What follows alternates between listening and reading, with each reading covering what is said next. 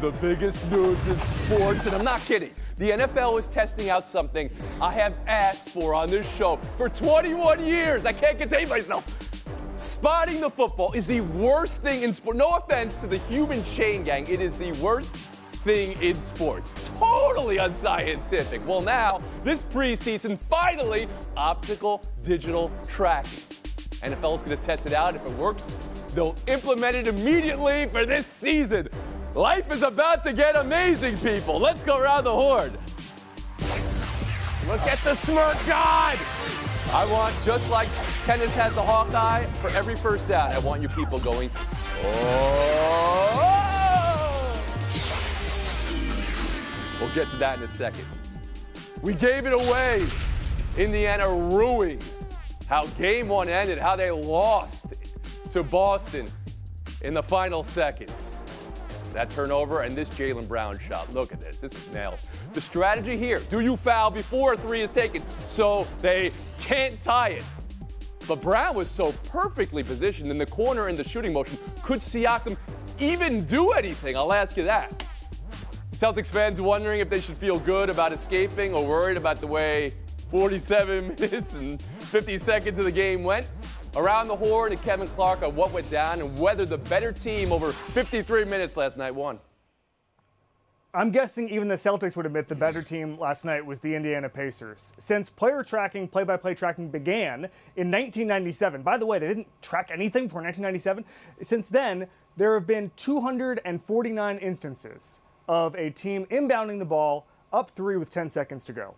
The Indiana Pacers are the first team ever to lose in that situation. Wow, is that right? Miracles should be treated as such. This was a miracle. And I think it's inarguable that the Pacers outplayed the Celtics over, 47 minutes and 50 seconds. They got a bunch of miracles, whether that's inexplicable turnovers, whether that's the Jaylen Brown 3, Pascal Siakam doing the weird soccer move, putting his hands behind his back. You can use your hands in this sport, Pascal. So I just think this was a He didn't want to foul. And I think the Pacers... About that, Kevin, do you I think understand the that, strategy but you can just there... put your hand up. That was a position where he couldn't foul, even if you wanted to, right? The way Brown had collected the ball, you can't foul there. It'd have to be instantaneous. Yeah, right. But regardless, the Pacers outplayed the Celtics last night, and everybody should be kicking Clint Yates, you're right shaking your head no. What's up? Let's quote our old friend Herm Edwards. What do? We play to win the game. And unfortunately, Kevin, this is not football where all of a sudden you can just advance down the field with random penalties. You've got to play the basketball. And that's what the Celtics did. Shot in the corner, did it. Defense to get turnovers, did it. Got to overtime, won the basketball game. I'm sorry. You're not going to sit here and tell me you gave it away. You didn't earn it. That's what playoff basketball is about. And that's what the Celtics finally kind of figured out as a team that hasn't been able to get over the hump. It seemed like for once they had the composure in this situation, and it helped them out at home in game one for sure. Pacers, you tried, you didn't complete it. Happens. Woody Page, your takeaway from game one in Boston. I have to disagree with Minutia Man over there talking about the last 10 seconds and the history of it. But I think Clinton's absolutely Minutia right. Man is an incredible line for many reasons, but let's not get into that right now. Go ahead, Woody. Yeah, Clinton's absolutely right. Which team looked composed in overtime? That would be the better team. That was the Boston Celtics. Which team was discomposed during the game? That would be the Indiana Pacers with 22 turnovers. They were getting turnovers at the end of the game with Halliburton, their best player, twice. I can't see how you could say the better team lost when the better team actually won the game, stole it away, took it away, did like John Havlicek when he stole the basketball in the playoffs many years ago. This was the Pacers turned it over. The Pacers turned it over. Okay. Harry Lyles Jr., your takeaway from game one in Boston.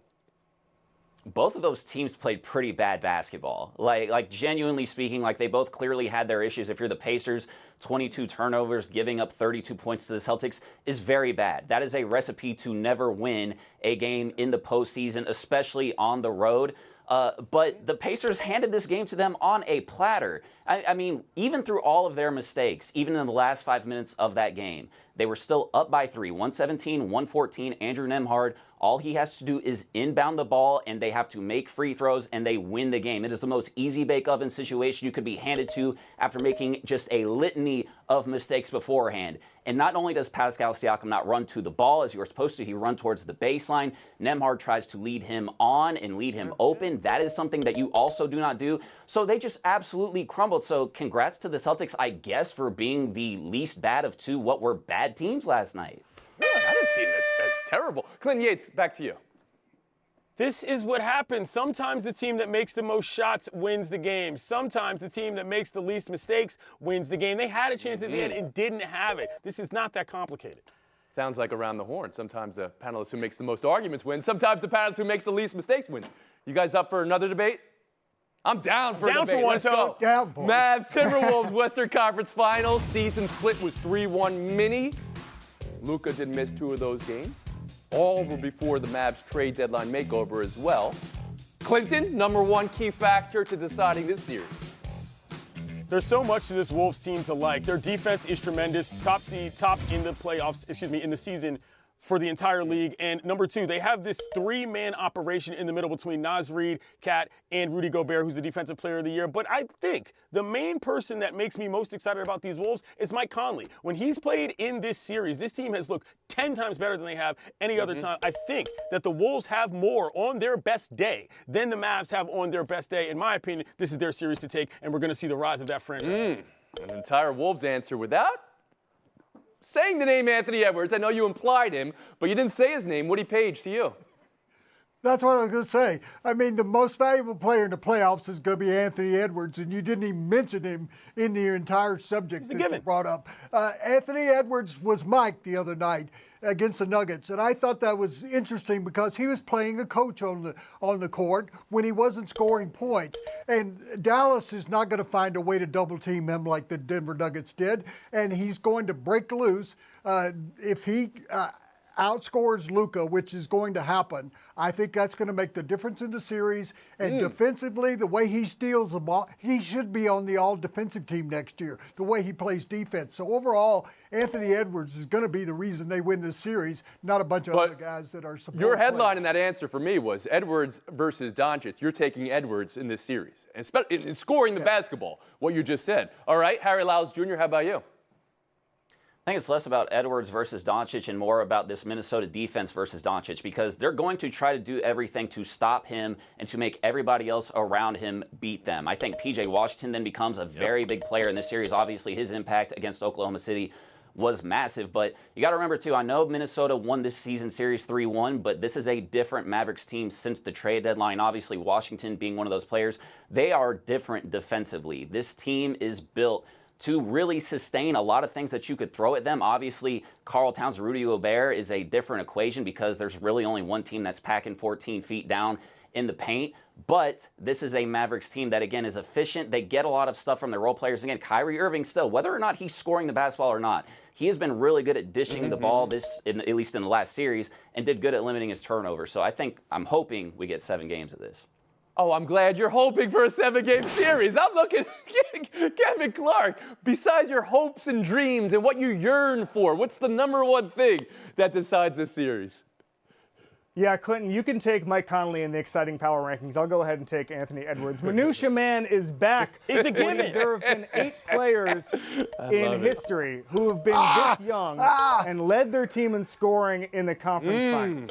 Only one of them has won that series. It's LeBron James. There have been so many GOAT comparisons between Anthony Edwards and all of these greats of the game, and it was in the first and second round. This is the round where you become a GOAT. This is the round where you get on that kind of trajectory. So I'm looking at that. Whoa. Okay, wait. Let's not go ahead and crown anybody GOAT of anything just yet. What? Who you got in the series, Manouche? Talk to me. I got Minnesota, the Wolves. and part of that I agree with Harry about Minnesota's defense in the sense that Rudy Gobert, and Dallas had so much success in the paint. Rudy Gobert against Denver in Game 7 held Denver 3 of 12 with shots within 5 feet of the basket. That's going to matter in this Minnesota race. Yates, who you got? Sorry, I jumped the gun there. I got the Wolves. Anthony Edwards is obvious in Woody terms Page, of who you got? what's going to make them good. I'm crying Wolves. I thought we were getting down for debate. That's 3 for the Wolves and Harry Lyles Jr. I'll go Mavs in 7. Oh, yes, you will. You hope for it and you yearn for it. And now That's we right. get sideways for break. Buy or sell next.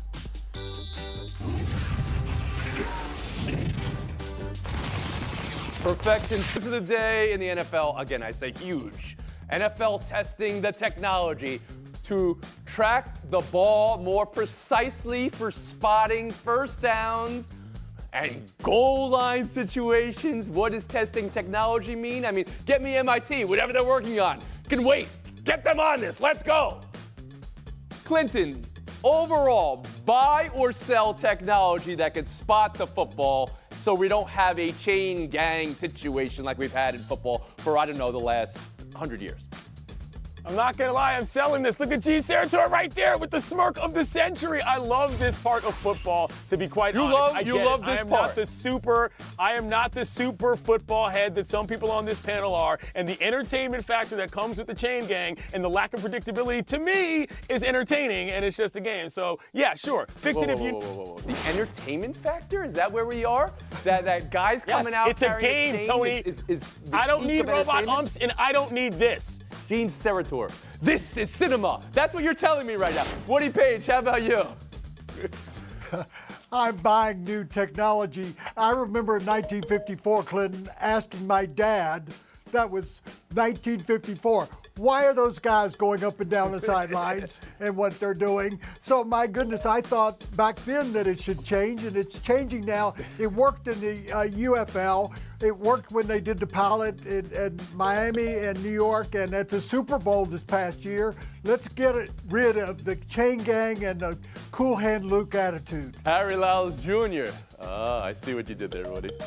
I'm buying this. The point is to get it right. Yes, like, thank you. If you want some drama, like dial up Netflix, call some of your extended family members. Like, there are plenty of ways that you can get that. But like this is not the way. Like, the whole point is to get the thing right. And if we're going to be doing this, sign me up for robot umps, because there is nothing more annoying during the baseball game than seeing that they got a call wrong in real time. Kevin Clark, I turn to you. The point of the chain gang is not measurement. Anybody can measure it. It's about the memories. It's about the drama. It's about all the players crowding around and signaling first down and that they got the 4th down stop, or here comes the punt team, all of that stuff. That's what this is about. You have to preserve the drama. I don't care if somebody else measures There's it. enough drama in the NFL game. Where are we lacking for drama that we need, guys? No offense to these humans, once again, who are standing 100 feet away from where the ball may have landed, running out in their fine physical shape to do it. And I spot it when we live in a world where in any other sport, again, I take you tennis, that's drama. When the Hawkeye comes in and you're looking at it, that's drama for you, Kevin. The Hawkeye thing, something like that will be fine, but you just continue to have the chain gang and you unfurl it. Maybe the chain gang is on the video board, just like the Hawkeye thing. We get to see exactly where it is. Just preserve the drama. Find a way for it not to be boring and sanitized. Thank you, Kevin. Wow, You're gonna miss it. I am stunned by Kevin Clark, Mr. Minutia, Mr. Analytics. We have all this information. There's no reason why viewers at home should have a better idea of what's happening than the people on the field who are tasked to make these important decisions, these dramatic decisions. Oh, we'll move on. Steelers camp, more drama. They have 2 quarterbacks. You know this. Russell Wilson, Justin Fields. Justin Fields says he wants to compete. You just heard it right there. He doesn't plan on sitting all year. Kevin Clark, how'd you hear that? Buy or sell? I think he's right, but not anytime soon. I think he will start games this season. Let's take a step back here. This competition is not going to be that exciting because both these quarterbacks were available, which means the NFL thought they weren't particularly good. But here's why Justin Fields is playing catch-up to Russell Wilson. Arthur Smith's offense is going to be intermediate passes in the middle of the field. Justin Fields last year on intermediate passes was 61st in the NFL. He really needs to improve that. Russell Wilson was top 15 on intermediate passes last year. It's going to take some catching up, but I really like Fields' skill set. At some point, he will play. You this. still like Fields, and you don't mind having a system maybe that utilizes 2 quarterbacks? Is that what you're saying, Kevin? I just think at some point, Wilson is not so good that he's going to shut the door. I just see an opportunity for Fields to get better over the course of the season. And Russell Wilson, I don't think, I'm sorry to say, is going to get much better. Harry Lyles Jr. Look, if there's a franchise that could revive a player with Justin Fields' skills, it's going to be the Pittsburgh Steelers. Like, let us not forget, he came from a situation where essentially nothing was in place in Chicago. And I honestly thought, along with his other comments, he basically said, hey, I don't want to keep looking back on that. I want to take advantage of this new opportunity that I've got in front of me now, which does that include being in a competition with Russell Wilson? Yes, but that is also somebody that has been a mentor to him since he was at Ohio State. So to me, this is going to be something that is nothing but good for Justin Fields, and I do think eventually he will be. You mentioned the Bears' offense, nothing in place. Have you seen Pittsburgh's offense in the last couple of years? Do you feel like that has been a system that has been operating? They're going to be able to run the football. They got George Pickens. They got a defense that is a heck of a lot better than Woody Chicago. Page, how about you? Yes, of course he should have a mindset he's going to play games. Russell Wilson has been hurt in games the past 3 years. He's not going to get through a full season. We don't see it in the NFL. Last year, Pittsburgh used 3 different quarterbacks. And guess what? Mike Tomlin is immune to outside noises. He's going to do what he thinks is best for his team. The players trust him. If he has to switch quarterbacks, he'll do it mid-game. He might do what's best for his team, but it seems as if the team doesn't know within itself, which is why this is kind of an interesting scenario. If he just said flat out, this is a competition, we'll see who wins, that's a different story. Of course I trust Tomlin with this. He's the longest tenured coach in the league. However, I'm interested to hear what other guys on the team actually think about this, because it's going to affect how they run their offense. They've got time. I mean, we're still not into a camp in a preseason. It'll play itself out. Woody, that's a good point. I mean, how many teams in the league went through this season with one quarterback? You had teams making the playoffs that needed to get through 2 and 3. Buy or sell 3. Panthers, Rangers, Eastern Conference Final. Let's go. Season split was 2-1 Florida. Woody, what you buy, what you sell? Buying the Panthers in their offense. Panthers had 14 guys that scored during the course of the season, and they got 3 guys that had 80 points or more. They've got the exceptional, even though they're 2 exceptional goaltenders, I will go with Miami's. We'll say South Florida, but we'll say Florida. How about that? Harry Lyles Jr. I'm buying that Igor Shesterkin is going to have to be better than he's already been, which is 8-2, which is the best of any goalie in the playoffs so far. He's also got a .923 save percentage, and I say that because there has not been a team yet that has tested this lack of depth that the Rangers had. It hasn't been an issue for them yet. This Florida Panthers team is a little bit too complete, in my opinion, for that not to show up at some point. Woody Minutia Man is back, because for me, this comes down to special teams. The New York Rangers in these playoffs have scored as many shorthanded goals as they've given up power play goals. It's a net 0 on special teams in the penalty kill. That is special stuff. They have Chris Kreider, who put the entire franchise on his back in the last game against the Hurricanes. They have offensive weapons all over the place. They win this All series. those great stats were true when you said last week that they were in serious trouble, and really, the homer got you. Clinton Yates, how about you? Yeah, unfortunately, in the playoffs in the NHL, as you get further in, the number of penalties goes down, so the special teams matter a little bit less. But listen, the Panthers are electric. Sam Reinert's having the season of his life. Sacha Barkov is one of the best defensemen from a goal-scoring standpoint in the NHL. The Panthers are just a better team. I think they're going to handle this. All right. Yates, Clark, thanks for your time today. Page, Lyles, showdown next. Goodbye. Talia Copper, a heater last night. She had 37. Mercury stunned the Aces. Cameron Brink, another rookie to watch here. Full stat line, 4 blocks included, with 2 on the final possession to call game.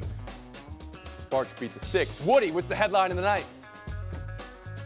Copper's mercurial performance as Phoenix won for the first time on the road in 10 games at the Aces. And Harry?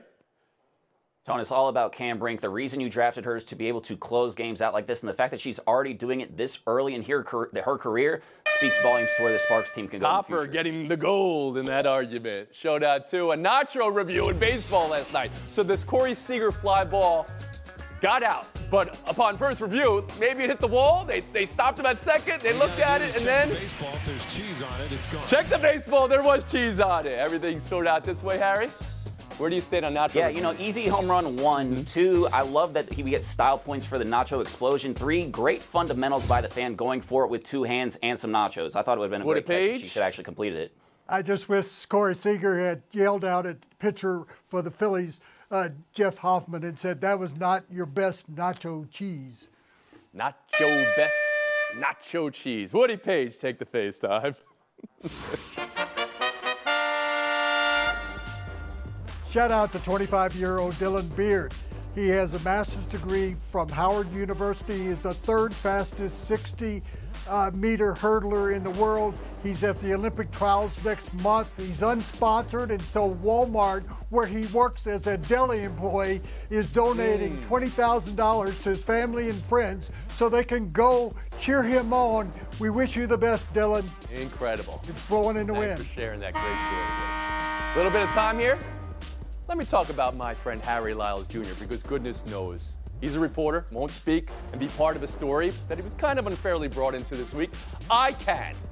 I want you to know I'm doing it with a smile here. College football playoff selection week, December last year. Harry's covering it because it's his job. He's covering it like it's his job. I'm guessing his schedule went something like game prep, game, interview, meetings, around the horn, one around the horn, game prep meetings, yada, yada, you get it. Anyone with a schedule like that is doing that, one, because that's the job, and B, because they're damn good at it.